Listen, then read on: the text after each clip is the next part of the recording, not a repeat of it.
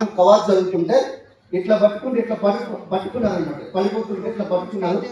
ఆ వ్యక్తి తీసి ఇక్కడ పడుకోబెట్టారు. ఆ ప్లేస్ లో ఎక్కువ వచ్చి నిలబడ్డాడు. ఇదే జాబ్ పరిస్థితి, అవునా కదా? ఇదే పరిస్థితి. ఎట్లా జాబ్ ఎట్లా ఉండదు అంటే, ఇప్పుడు చెరుకు పిక్కుంటుంది, ఐడియా ఉందా? చెరుకు మామూలుగా ఫస్ట్ లోపల పెడతాడు, జ్యూస్ ఫస్ట్ లాగుతాడు, సెకండ్ సారి మడత పెట్టి పెడతాడు, అవునా కదా? మూడోసారి రాకపోతే నిమ్మకాయ పెట్టి మరీ పెడతాడు. 30 సంవత్సరాలు అయిపోతుంది అప్పటికి. అయిపోద్దా లేదా? మూడోసారి పెట్టేసరికి 30 సంవత్సరాలు అయిపోతుంది. ఇక మన వల్ల ఏం కాదు. ఎవరెవరు వచ్చి ఇక్కడ బిజినెస్ అవకాశం చెప్తే ఏడైతుందబ్బా మన వల్ల, ఏడబ్బా అనే సొసైటీలో కలిసిపోతాం, అవునా కదా? ఆ మధ్యలోనే నాకు కూడా ఒక లీడర్ వచ్చి డైరెక్ట్ చెప్పలేదు. ఆగస్టు 2వ తారీఖు 2018 నైట్ నేను ఒక వీడియో చూస్తున్నాను. ఆ వీడియోలో ఎటువంటి పెట్టుబడి లేకుండా వ్యాపారం చేసుకోవచ్చు అని చెప్పి ఒక వీడియో చూస్తుంటే, ఆ వీడియోలో ఒక వ్యక్తి చాలా యంగ్ హ్యాండ్సమ్, ఒక మహేష్ బాబు లెక్క ఉన్న వ్యక్తి ఉన్నారు. కానీ ఆయన ఏమంటున్నాడు, 3వ తరగతి చదువుకున్న క్యాబ్ డ్రైవర్ని, నెలకు 30,000 సంపాదిస్తున్న పార్ట్ టైం అని చెప్పారు. ఆయన ఎవరో కాదు, మిస్టర్ తంగలిపల్లి శ్రీనివాసరావు. డేట్ అప్లై 3వ తరగతి అంటే అప్పుడు నాకు కరెక్ట్ గుర్తులేదు. సార్ చదివింది 7వ తరగతి. 7వ తరగతి పాస్ అంటాడు సారు. అయితే 7వ తరగతి చదువుకున్న వ్యక్తే ఈరోజు 30,000 సంపాదిస్తే, అప్పుడు నా శాలరీ వచ్చి 44,000 ఉండేది. Government job 44,000. ఎక్కడికి వెళ్ళి అన్న నమస్తే, అన్న నమస్తే, సార్ నమస్తే, సార్ నమస్తే, ఈ గవర్నమెంట్ తప్ప ఇంకేం లేదు, అవునా కదా? అవునా? సో చాలా మంది దాని గురించే పనిచేస్తారు. అయితే ఆయన వీడియో చూడగానే నేను ఫోన్ చేశాను. నేను ఫోన్ చేయగానే ఆయన సార్ ఏమన్నాడంటే, ఈ అవకాశం నేను మీకు ఇవ్వడానికి రెడీ ఉన్నా, నాకు కాల్ చేయడానికి చెప్పి సార్ చెప్పారు. నేను ఇమీడియట్గా నేను కాల్ చేయగానే ఆయన ఎత్తలే, ఇంకొక ఆయన ఎత్తాడు ఫోను. ఆయన ఎవరో కాదు, మిస్టర్ అశోక్ సార్ అని లావణ్యమని ఒకసారి గట్టిగా బిడ్డ. మీ లెక్క నాకు కూర్చోబెట్టి ఎవరు ప్లాన్ చెప్పలేదు. నా అంతా నేనే అవకాశం ఎదుగుతున్నా నేను. ఎందుకంటే నా దగ్గర ఒక జాబ్ ఉంది, దానివల్ల నేనేమి సాధించలేదు. రోటీ కప్పడా మకాన్, తిండి గుడ్డ బట్ట గురించి మాత్రమే కష్టపడ్డా తప్ప జీవితంలో ఏమీ రాలేదని చెప్పే విషయం నాకు ఒక 2 సంవత్సరాలు అర్థమైంది. ఈ మధ్య కాలంలో నాకు ఏమైంది అనుకుంటే, చిన్న జాబు చిన్న జీతం, పెద్ద జాబు పెద్ద జీతం. కాబట్టి గ్రూప్స్ బాగా ప్రిపేర్ అయ్యాను, సివిల్స్ బాగా ప్రిపేర్ అయ్యే క్రమంలోనే నేను బిజినెస్ అవకాశం అనేది తీసుకోవడం జరిగింది. ఎందుకు అనుకుంటే, ఐఏఎస్ ఐపీఎస్ డైరెక్ట్ దగ్గరగా చూసేటోని. ఎందుకనుకుంటే మేము డిపార్ట్మెంట్ ఉన్నాం కాబట్టి వాళ్ళు కూడా ప్రతి దగ్గర కూడా ఏది కొనాలన్నా కూడా ఈఎంఐ ఆప్షన్, అవునా కదా? కాదు, ఎట్లుంటుంది ఈఎంఐ? ఈఎంఐ జోలికి అమ్మాయి జోలికి ఎప్పుడు వెళ్ళొద్దట, అవునా కదా? ఈఎంఐ జీవితాంతం ఉంటుంది మనతో, అవునా కదా? అమ్మాయి కూడా జీవితం సంకటానికి ఇచ్చేస్తుంది, అవునా కదా? అట్లంటే సారీ, ఏమనుకోవద్దు. చాలా మంచి వాళ్ళు కూడా ఉన్నారు, అట్లా ఇట్లా చేసే వాళ్ళు కూడా ఉన్నారు, ఏమనుకోవద్దు. ఎందుకంటే నువ్వు 1999 నుంచి ఒక అమ్మాయికి లవ్ చేశాను నేను.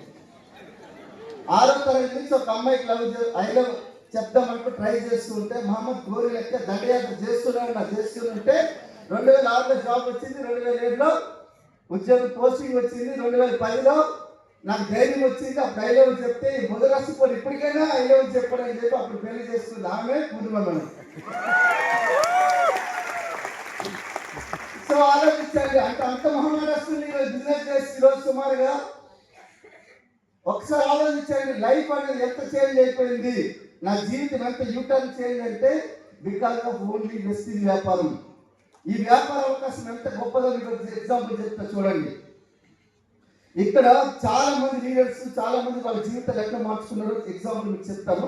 అయితే ఈ కాల్ చేసినప్పుడు అశోక్ సార్ ఏమన్నారు అనుకున్నారంటే, సార్ శ్రీనివాస్ గారికి ఈ అవకాశం గురించి చెప్పారంటే, లేదు ఆయన చెప్పేది మీరు వీడియో తీసి పెట్టాను, మీకు ఏం కావాలనుకుని అడిగారు. నాకు అవకాశం కావాలి సార్ అంటే, నాకు ఆధార్ కార్డు కావాలని చెప్పి సార్ చెప్పారు. ఆధార్ కార్డు అనేసరికి టక్కని పంపించారు. నేను పంపించేసరికి 2 నిమిషాలు నాకు ఆధార్ పంపించారు. ఎందుకు నేను ఆధార్ కార్డు అంటే ఇమీడియట్ పంపించిన నేను. చాలా మంది ఆధార్ కార్డు అంటే ఏం చేస్తారు, మన ఇంటిలో ఫస్ట్ ఎవరు అమ్మనాయలు కలిగి కలుగుతాం. ఆ తర్వాత ఈదులో కార్పొరేట్ ఎవరంటే కార్పొరేట్ కలుగుతాం, వీలైతే ఎమ్మెల్యే కలుగుతాం, ఆ తర్వాత వీలైతే ముఖ్యమంత్రి అడుగుదాం. వీళ్ళందరూ అయిపోయిన తర్వాత మన తాత ఉన్నారు కదా ఇంకొక ఆయన మోడీ గారి కలిగి అడుగుదాం.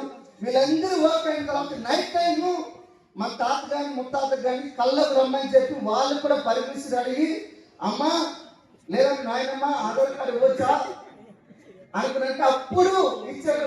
ఇక్కడ లేదా మీరు మంచి వాళ్ళు చాలా మంది, కానీ నాకు అట్లాంటి చాలా మంది ఉన్నారు అట్లాంటి వాళ్ళు.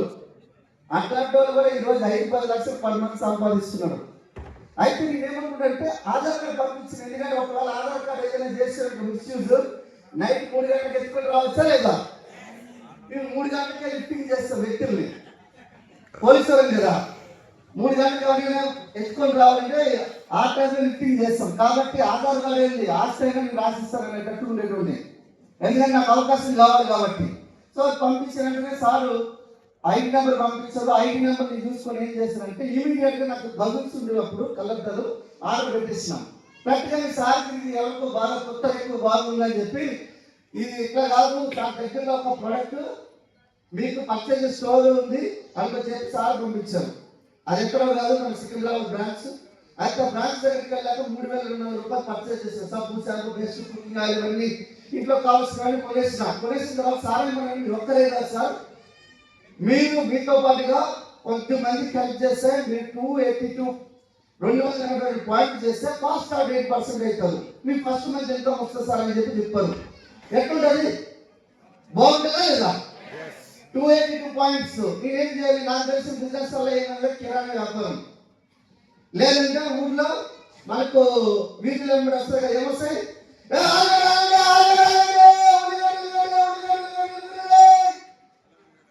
ఇట్లా మన చెవులు మూసుకుంటామా లేదా?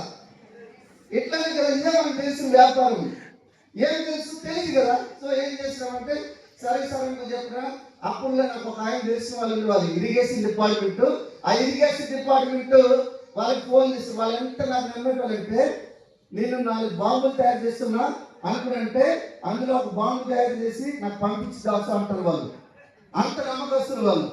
కాబట్టి వాళ్ళకి ఏం చెప్పినంటే మీ ఆధార్ కార్డు పంపించారు. డబ్బులు ఎంత అవసరం అంటే 3,500 అని చెప్పాను నేను. ఈ 3,500 పర్చేజ్ చేసి వాళ్ళకి ప్రోడక్ట్ ఇచ్చేసాం. ఇంకా 2,000 రూపాయలు బిజినెస్ తక్కువ ఉంది.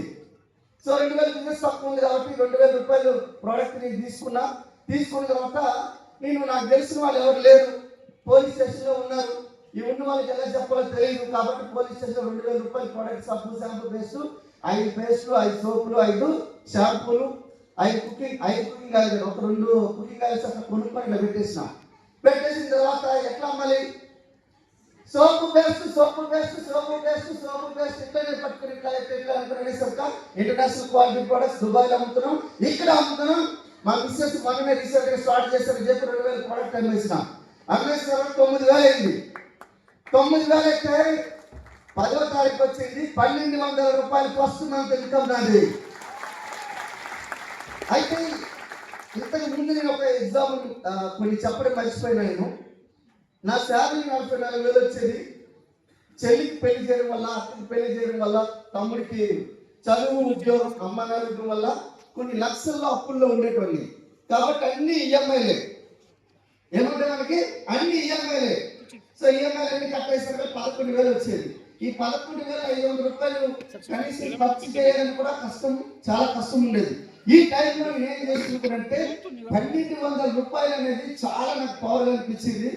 నాకైతే అనిపించింది ఫస్ట్ ఆ 10వ తారీఖున 420 రూపాయలు నా అకౌంట్లో పడ్డది. 750 రూపాయలు ప్రోడక్ట్ అంటే ఫ్రీ వచ్చింది. మనం రిటైల్ కింగ్ ఏది వచ్చినా మనం టక్కున అమ్మి పడేస్తాం.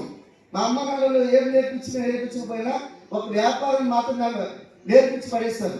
మా అమ్మ కూడా అట్లా కూరగాయలు అమ్మేది. ఆమె దగ్గరగా చూసేటోళ్ళు నేను.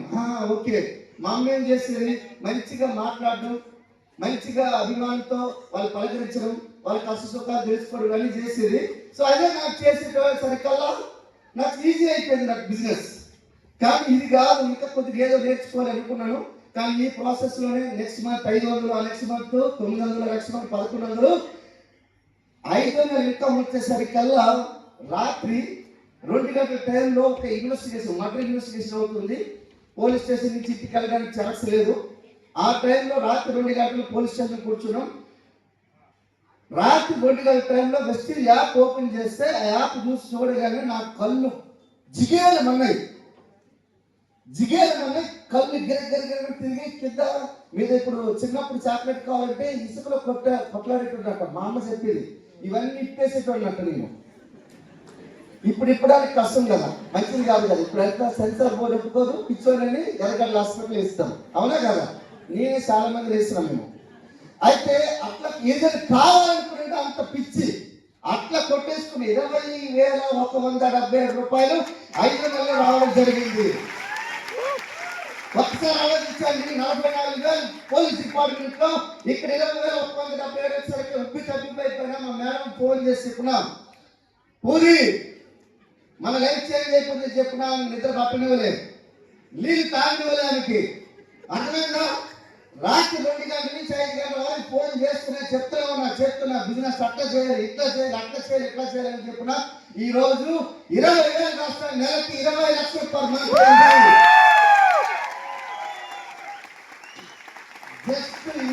జస్ట్ అమాయకత్వం. నెలకి 20 లక్షల వ్యక్తిని చూడండి మీరు. ఎవరైనా బయట కనిపిస్తారేమో, చూస్తారా? మీ సీఈఓ కలవాలంటే 10 సంవత్సరాలు అవుతుంది, మీ మేనేజింగ్ డైరెక్టర్ కలవాలంటే 20 సంవత్సరాలు అవుతుంది. నీ జీవితమే అయిపోతుంది నీ చైర్మన్ కలవాలంటే. ఆ చైర్మన్ ఉండే ఆదాయం ఈరోజు పురుషోత్తం దాస్ కింద ఉంది. ఒకసారి ఆలోచించండి. కానీ అట్లాంటి వాళ్ళు కాదు. ఈరోజు వెస్టీజ్ అనేది 5 కోట్ల మంది కన్జ్యూమర్స్ ఉన్నారు. 22 లక్షల మంది 2,000 నుంచి 2 కోట్లు సంపాదించే వాళ్ళు ఉన్నారు. 12,000 మంది కారు తీసుకునే వాళ్ళు ఉన్నారు. 7,000 మంది లక్ష పైబడి సంపాదించే వాళ్ళు ఉన్నారు. 300 పైబడి బెంచ్ బియ్యంలో ఆడి జాగ్వర్ లాంటి కారు తీసుకునే వాళ్ళు ఉన్నారు. ఈ రోజు 55 మంది 10 లక్షల పైబడి సంపాదించి ఉన్నారు. That is Guinness book of record. ఈ రోజు 196 దేశాలు కానీ కొన్ని లక్షల కంపెనీల్లో ఇట్లాంటి కంపెనీ లేదు. That is Guinness book of record. 2012 నుంచి 2020 వరకు 135% గ్రోత్ ఉన్న ఒకే ఒక కంపెనీ వెస్టీజ్. ఒకే ఒక కంపెనీ వెస్టీజ్. ఎందుకు? ఒకసారి ఆలోచించి, ఇట్లాంటి కంపెనీ మీ దగ్గరికి వచ్చినప్పుడు మీరు ఎట్లా తీసుకుంటారో నాకు తెలియదు, కానీ నేను ఎట్లా తీసుకునే ప్రసాదం లెక్క. ఇప్పుడు మన తిరుపతిలో మనకి ప్రసాదం ఎట్లా ఇస్తారు? ఇచ్చినప్పుడు కాళ్ళు చెప్పులు తీసేసి ఇట్లా కళ్ళు కట్టుకొని మరి తింటారు. కొంతమంది చాలా ఇవులే అంటారు. కొంతమంది చాలా ఇవులే ఇట్లా అంటారు. కొంతమంది అంటారు చాలా వద్దు అంటారు. ఏమంటే వాళ్ళు శుభ్రంగా అనుకుంటాం మనం, అవునే కదా. ప్రసాదానికి విలువ తగ్గుతుందా? అక్కడ ప్రసాదానికి విలువ తగ్గదు, ఇక్కడ వెస్టీజ్కి విలువ తగ్గదు. That is the power of Vestige. మీరు రాబోయే 2030లో మీరు కోటీశ్వరులు కావాలంటే జనవరి 9, 10, 11 లాంటి ఫంక్షన్ మీ దగ్గర రాబోతుంది. అయితే ఈ ఫంక్షన్ మధ్యలో జరిగింది, నాకు మ్యాజిక్ జరిగింది. ఆ మ్యాజిక్ చెప్పమంటారా? చెప్పాలా? ఈరోజు బెంచ్ రావడానికి కానీ, బంగ్లా రావడానికి కానీ, ఈరోజు 3 ఇళ్ళు కట్టించుకోవడానికి కానీ, ఈరోజు 2 కార్లు, 2 బైకులు, 3 ఇళ్ళు, ఈరోజు కేజీఆర్ బంగారం, ఈరోజు సుమారుగా 12 కోట్ల రూపాయలు వెస్టీజ్ తీసుకోవడానికి కారణం ఒకటి, ఆ కాల్ ఏమైనా వచ్చింది అనుకుంటే 20,000 రాగానే ఒక వ్యక్తి కాల్ చేస్తారని చెప్పి మా place Srinivas sir and Ashok sir phone చేస్తాను. సార్ కంగ్రాచులేషన్స్, మీ జీవితం మారిపోతుంది, వెస్టీజ్ అవకాశం వచ్చినాక మారిపోతుంది నాది. ఇంకా ఏం మారిపోతుంది సార్ అని అనుకున్నాం. లేదు సార్, మీకు కాల్ రాబోతుంది, ఒక గొప్ప వ్యక్తి కాల్ చేయబోతున్నాడు, ఆయన మాట విన్నారంటే జీవితం మారిపోతుంది సార్ అన్నాడు.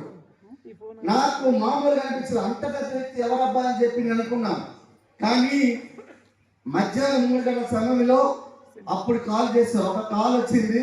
ఆయన ఎవరో కాదు, హాయ్ సార్, నా పేరు ఎండి సలీం, మీకు 20,000 ఇన్కమ్ వచ్చింది, పార్ట్ టైం గా చేసిన, చాలా ఫాస్ట్ గా చేస్తున్నారు, కంగ్రాచులేషన్ సార్ అన్నారు.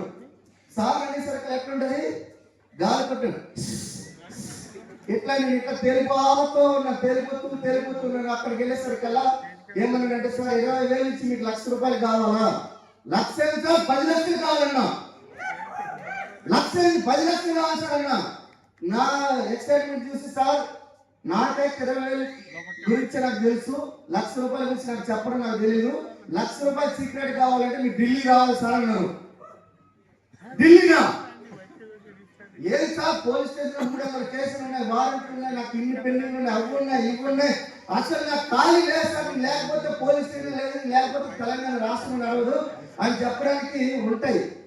అవునే కాదు, నేను చెప్పలే చెప్పి నోరు మూసుకొని సార్ సరే సార్ వచ్చేస్తా సార్ అన్న. 10,000 ఉండేది, ఇంకో 10,000 నాకు ఎక్స్ట్రా అవసరమవుతుంది అనుకున్నాను నేను.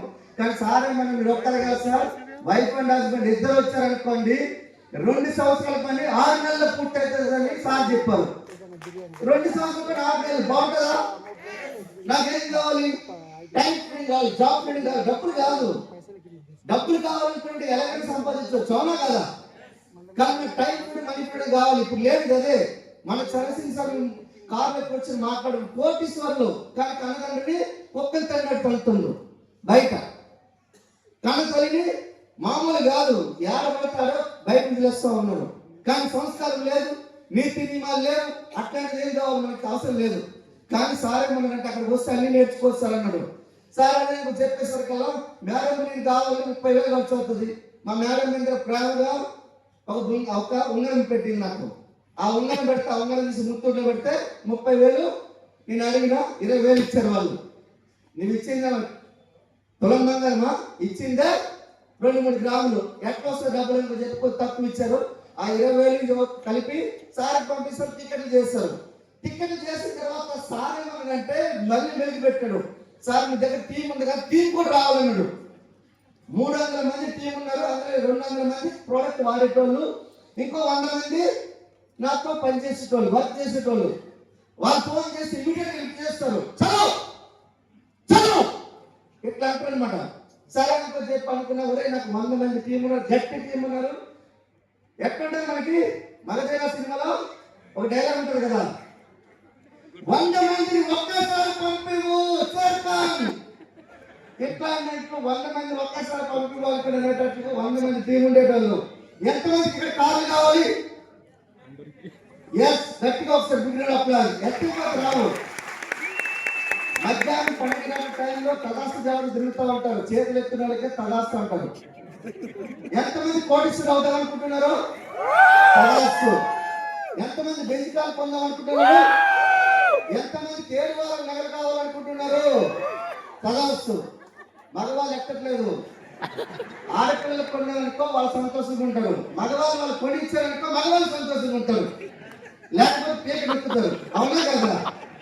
ఏమో నీకు నొక్కరేమో నాకు నొక్కుతా నొక్కేటోళ్ళు ఉన్నాను. అంటే అక్క చెల్లి ఉన్నారు, నాకు 2 అక్కలు, ఒక అక్క చెల్లి ఉన్నారు, తర్వాత మా మిస్సెస్. వీళ్ళు కొనివ్వాలా లేదా? అవునా? అయితే ఈ మధ్యలో ఇట్లనే ఎక్కేవాళ్ళు 100 మంది కూడా వీళ్ళెక్కే చలో అనేటోళ్ళు. ఈ 100 మందితో నాకు ఈజీగా వస్తారనుకుని ప్రతి ఒక్క ఇంటి దగ్గరికి వెళ్ళి నాకు పెళ్లిని పిలిచినట్టే అక్కడ ఫంక్షన్ ఉంది, మీ జీవితాలు మారబోతున్నాయి, మనకు కారు రాబోతుంది, ఇల్లు రాబోతుంది అనుకునే సరికల్లా నేను 100 మంది దగ్గరికి వెళ్ళి 1,00,000 కారణాలు చెప్పినారు. ఒక్కడు కూడా ఎస్ అని చెప్పడానికి రెడీ లేరు. కానీ అట్లా ఇట్లా చేస్తే అక్కడ తాజ్ మహల్ ఉంటుంది, అక్షర్ధామ్ ఉంటుంది, అది ఉంటుంది, ఇది ఉంటుంది, మనకు ఆల్రెడీ డైరెక్ట్ పార్లమెంట్ దగ్గర ఉంటుంది. వీలైతే మనకు అక్కడ ఎంపీలు కలవచ్చు, మినిస్టర్లు కలవచ్చు, వీలైతే మనకు రాష్ట్రపతి ప్రధానమంత్రి కలవచ్చు అని చెప్పి ఏది పడితే చెప్తే అట్లా ఇట్లా చేసి 20 మంది రెడీ అయ్యారు. ఆ 20 మంది మా ఇద్దరం. మా మిస్సెస్ ఎట్లా అనుకున్నట్టే జీ హుజూర్ అంటది ఎప్పుడు కూడా, హాజీ సరే అంటారు ఎక్కడికైనా. అందుకని ఆమె ఏం చేస్తారు, కేజీన్నర బంగారం కొన్నా ఆమె గురించి హాజీ అన్నందుకు. తర్వాత నేషనల్ అవార్డు కూడా 2 ముఖ్యమంత్రులు 2 కేంద్ర మంత్రులతో ఇప్పించండి. బాగుందా? ఒకసారి ఆలోచించండి. పిల్లలు చేసే, తల్లిదండ్రులు చేసే మంచి కర్మలు పిల్లలకు అందుకుంటాయి ఆటోమేటిక్గా.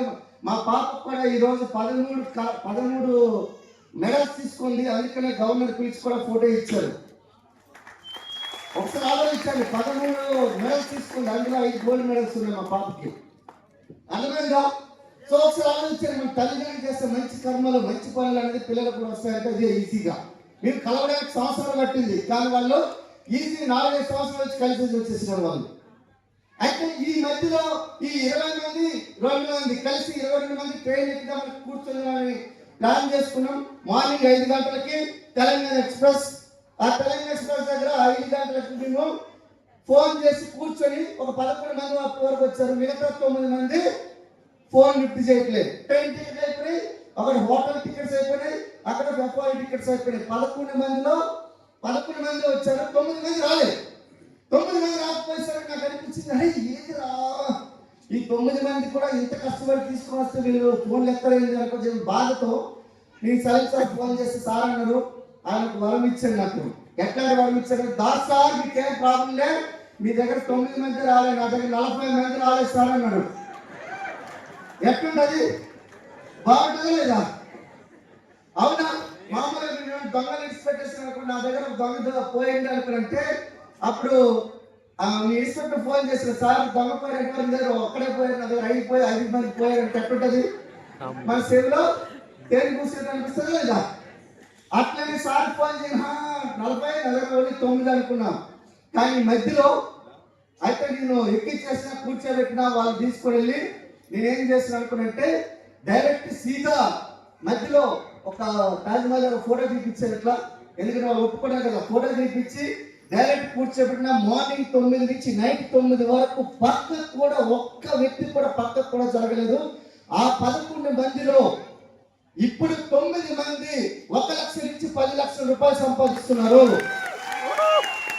అందులో ఒక వ్యక్తి చనిపోయారు, మిగతా ఒక వ్యక్తి బిజినెస్ లేరు. 9 మంది కోటీశ్వరులు ఆలోచించండి.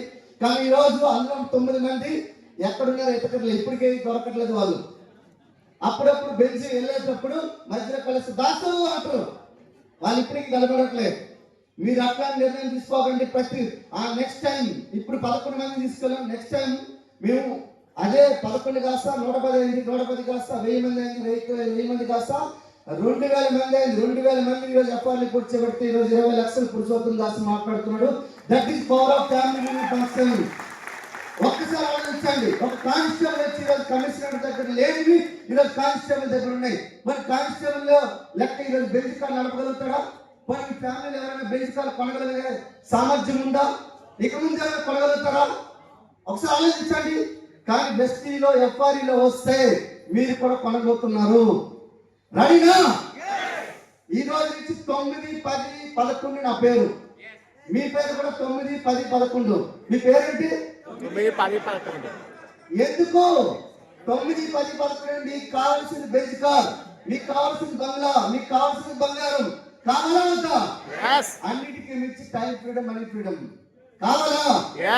అవి లేక భూమి మీద చాలా మంది డబ్బులు ఉన్నా కూడా కొట్టుకుంటారు. రైనా? ఎంతమంది సక్సెస్ కావాలి? ఎంతమంది సక్సెస్ కావాలి? చాలా ప్లీజ్ నిలబడాలి. ఎక్కడ ఉన్న వాళ్ళు అక్కడ నిలబడాలి. ఏం కాదు, లైట్ గా జస్ట్ స్టేజ్ ఆపుకునే సత్తా ఉన్న, అంటే మీరు స్టేజ్ ఆపే స్థలం ఉంటే స్టేజ్ ఆపాలి. Okay, ready? రెడీనా?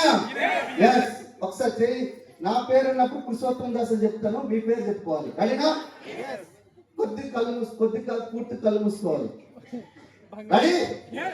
నా పేరు పురుషోత్తమ దాసు, మనసా వాచ కర్మణ ఈ ప్రమాణం చేస్తున్నాను.